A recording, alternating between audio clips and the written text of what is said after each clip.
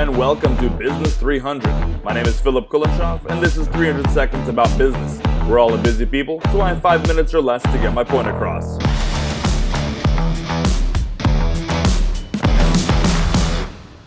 Alrighty people, we're doing this.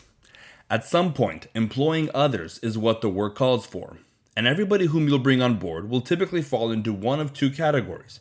Either they'll be less competent than you in the job you've hired them to do, or they'll be more competent than you in the role assigned to them. I guess they can also be equally competent, but who's measuring? My guidance this time is that you'll need people who are both less and more competent to fill different roles, so don't let fear get in the way. Some roles don't demand much specialized competence, and that's okay. That's not an insult to anybody. It doesn't mean the work is meaningless. Changing a baby's diaper, for example, is not a highly skilled task. And yet, that duty is full of purpose, because the diaper is full of poop. If you doubt that there's meaning in menial tasks, try leaving them undone. You'll see the meaning right away. The point in saying that some jobs don't require highly skilled competence does not demean the value of that work. What those kind of jobs demand is time, strength, desire, or some combination of the three.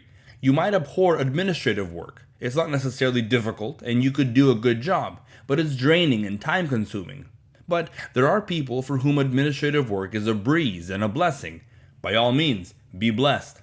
So, on that note, one mistake that business managers can make is hiring an overly competent person for a job that doesn't demand high competence. This is a setup for frustration all around. The person will perceive that his qualifications aren't being valued enough and that he's being undermined. He may try to show initiative and go above and beyond the call of duty, which actually may frustrate you. You need a simple task done. You don't need the task to be complicated. You don't need an abundance of policies and procedures. But the PhD you just hired wrote you a thesis on why an in-house server, although expensive, would be a worthy upgrade from using Google Drive. Clearly, his skills are not being put to the best use.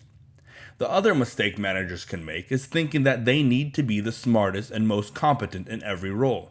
They're scared and hesitant to hire people smarter than themselves because they think their leadership will be undermined and their authority will be questioned. Struggling with an imposter syndrome, the manager puts himself as the ceiling of the business's capability, sacrificing the needs of his customers for the sake of his own self-esteem. When this happens, it's typically because the manager does not understand his role.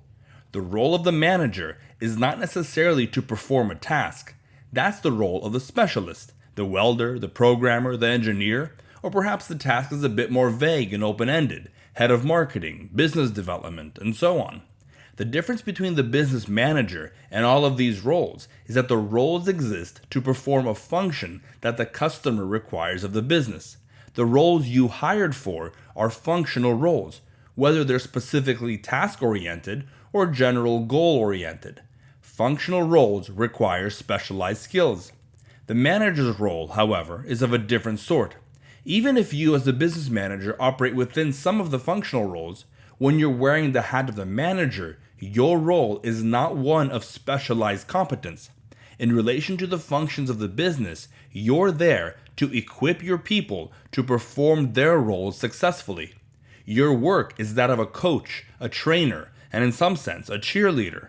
You want your people to win at their jobs, and so you do everything in your power to set them up for success. And success is much more likely when the functional roles that demand high levels of skill are performed with highly competent people. The more competent, the better, especially if they're more competent than you. So don't set up people for frustration, and don't become the ceiling to your business.